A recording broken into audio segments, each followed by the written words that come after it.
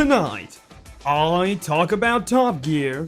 Questions are raised about how people can feel for inanimate objects, and I talk like this the entire time.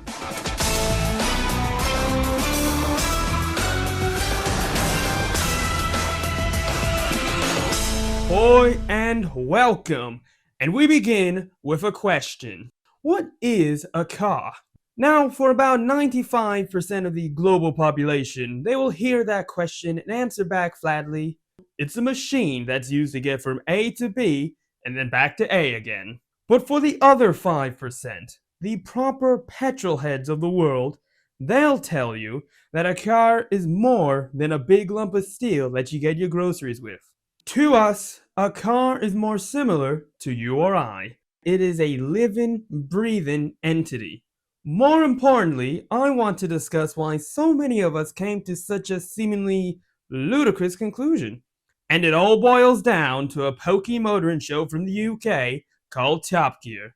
Now, yes, the show is indeed about cars first and foremost. Reviews of everything from the quickest of supercars to the most average of grocery getters.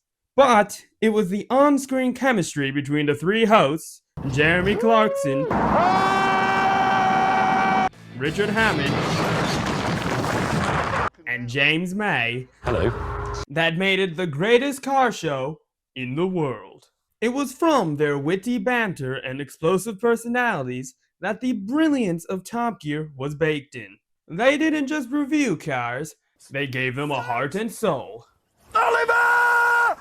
Think about it. Any ordinary car show would tell you that a car makes 500 horsepower, can go from 0 to 60 in under 3.5 seconds, and has a ride inspired by the cobblestone roads that you'd find in Paris. But on Top Gear, they tell you a car was moody, sounded like a pack of angry bees, and carried itself with an air of smug savagery. And somehow, you'd believe it.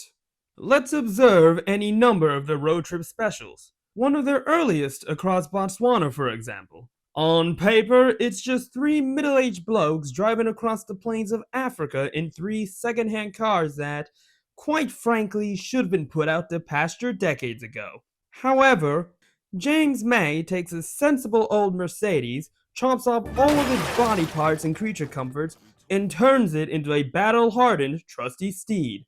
Much like a sentimental old toy you just can't get rid of. Richard Hammond, he took an adorable 1963 Opel Kadett, which he named Oliver, equal parts rambunctious terrier and lovable mutt.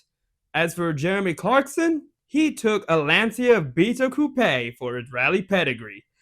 Except it's awful. It was a derelict disaster class that he refused to give up on.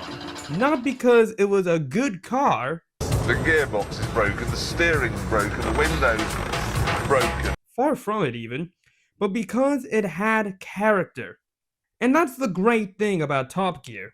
They didn't just describe the cars, they were given personalities. Design flaws became personal quirks. Breakdowns became tantrums. Mechanical failure? That was no longer a defect in the eyes of Clarkson, Hammond, and May. They understood the cars were simply having a moment. Like when an angry teen yells at their mother. The hosts never treated these journeys as a simple reliability test. They treated them as stories waiting to be told and featured the cars as their fellow co-stars. There would be, and beginning, the introduction of the would-be heroes for the flick. And middle, where the heroes face great adversity and trials by terrain, trials by mechanical faults, and of course, trials by human error. And usually, and spectacularly inconvenient end, living up to the show's motto of being ambitious but rubbish. One final hurdle that must be overcome before the heroes can retire for good. The cars themselves weren't props to be used by the stars, they were the stars. The unreliable dog of a sports car dragging itself across the finish line. The old pickup truck that survived a fall from a skyscraper. The trickster supercar that behaved like a diva, sleek, sexy, yet completely incapable of a reality with speed bumps and miles per gallon. And here's the clever bit: humans are wired for storytelling. We connect with personalities, not specifications. You may not remember torque figures or power to weight ratios, but you will remember the low slung sports car that, against all odds, drove across a desert, its owner shouting at it like a child caught with his hand down the forbidden cookie jar. Of course, none of this works properly without the presenters. The Holy Trinity weren't just reviewing cars, they were interacting with them. They would bicker with them, they would praise them. Heck, they would even mock and question why on earth they would act a certain way. And crucially, they treated cars as if they were human. If a car was slow, they wouldn't simply call it underpowered, it was lazy. If it broke down, it wasn't unreliable, it was dead or dying. And if after all of that, if it managed to dig deep and put a smile on their faces, it wouldn't just be brilliant, it would be considered a hero. So by the time an episode was wrapping up, you no longer viewed these vehicles in a mechanical context. The droning idol of an engine became its resilient heartbeat. The headlights and grills became a pair of eyes looking back at you, and a smile that was happy to see you.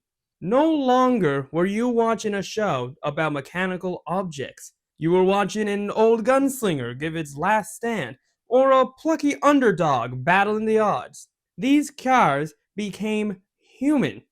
And paradoxically, you, the viewer, wind up caring about a car, which in the grander scheme of things is utterly ridiculous, and yet, that's exactly why it worked. Top Gear wasn't a show about machines, it was a show about being human. And the presenters took the innate qualities of humanity, having a personality, and yes, accepting one another, faults and all, and applied them to one of the most common sights around the world: the plucky automobile. So the next time you go out for a drive, don't just think of the car as a mechanical vessel for transportation.